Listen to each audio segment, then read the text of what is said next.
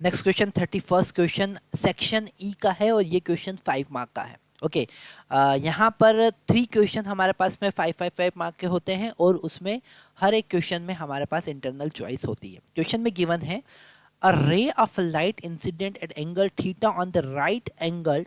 यहाँ पर ये जो वर्ड लिखा हुआ है ये सबसे ज़्यादा इंपॉर्टेंट है, right angle prism. Right angle prism मतलब जो ए का वैल्यू है वो 90 डिग्री है, A is equal to 90 degree है ना। यहाँ पर ये जो एंगल है वो राइट एंगल है। At point X, at point Y it emerge along the prism surface. जैसा हमको यहाँ पर गिवन डायग्राम में दिख रहा है कि जो इमर्जेंट रे है वो ग्रेजिंग रे है, मतलब कि उस सरफेस के पैरेलल है। Calculate the refractive index of prism in terms of incident angle. Theta के टर्म में ईटा का वैल्यू हमको बताना है। तो सबसे पहले हम यहाँ पर एक परपेंडिकुलर ड्रॉ करेंगे और यहाँ पर एंगल ऑफ रिफ्रैक्शन 90 डिग्री है, तो इंसिडेंट एंगल जो है वो क्रिटिकल एंगल सी हो जाएगा। ओके, क्या हो जाएगा? क्रिटिकल एंगल हमने पढ़ रखा है। क्रिटिकल एंगल क्या होता है? क्रिटिकल एंगल होता है जिसपे एंगल ऑफ रिफ्रैक्शन 90 डिग्री हो जाता है, ग्रेजिंग रे हो जाता है। तो उस साइन सी के लिए हम लिखते हैं 1/ईटा। क्या लिखते हैं? 1/ईटा। ईटा क्या है? Refractive index. अब अगर हम यहाँ पर सिंपल सा कॉन्सेप्ट यूज करें कि R1 का वैल्यू हम फाइंड कर लेते हैं, क्योंकि हम वहीं पर हमको स्नेल्स लॉ लगाना है। R1 का वैल्यू, सॉरी रेड कलर लेना है, R1 का वैल्यू हम यहाँ पर फाइंड करेंगे। अगर हम प्रिज्म के कॉन्सेप्ट को याद रखते हैं तो हम यहाँ पर पता है कि R1 plus R2 is equal to A होता है, और जो कि है 90 डिग्री। कितना है? 90 डिग्री। तो यहाँ से R1 का वैल्यू और R2 का वैल्यू कितना है? C critical angle, okay, is equal to 90 degree. तो यहाँ से हमको पता चलेगा कि R1 is equal to 90 minus c हो गया। ओके, क्या होगा? 90 माइनस सी। अब स्नेल्स लॉ लगा दो इस सरफेस के लिए, तो हम यूज करेंगे स्नेल्स लॉ।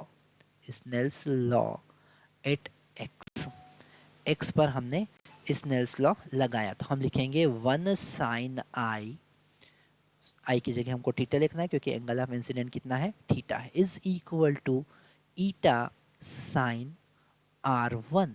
और R1 का वैल्यू 90 माइनस सी लिखेंगे तो ये ईटा sign 90 minus c, it will become cos c, so eta into cos c।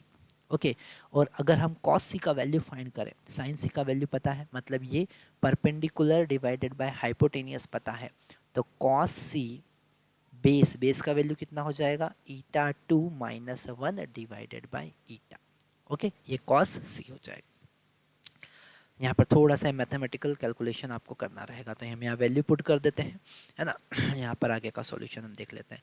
हम लिखेंगे eta, sorry sine theta is equal to eta into root eta square minus 1 divided by eta. Eta से eta यहाँ cancel हो जाएगा। हम यहाँ पर दोनों साइड स्क्वायर करेंगे तो लिखेंगे sine square theta is equal to eta square minus 1। तो ईटा का वैल्यू हो जाएगा √1 प्लस साइन स्क्वायर थीटा। तो ये हमारा आंसर होगा। इतना पूरा कैलकुलेशन आपको करना रहेगा।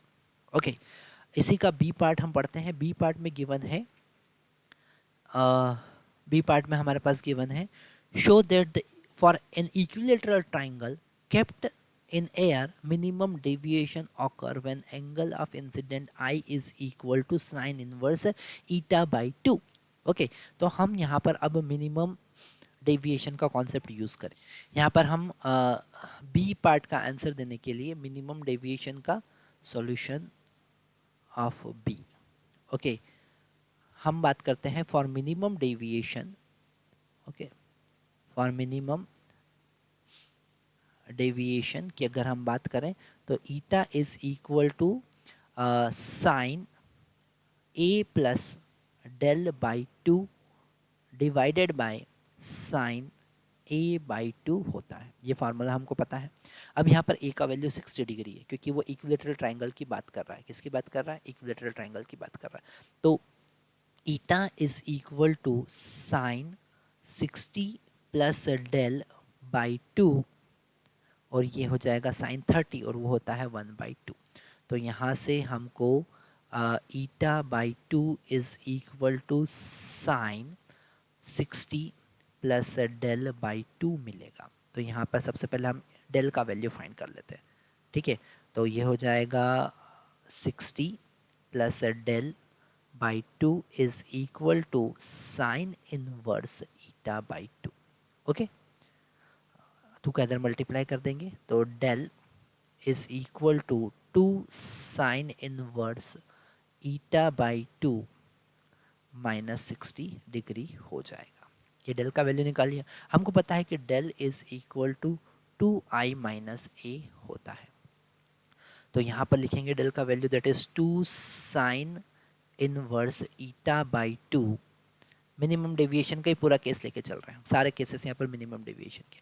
2i minus 60 degree.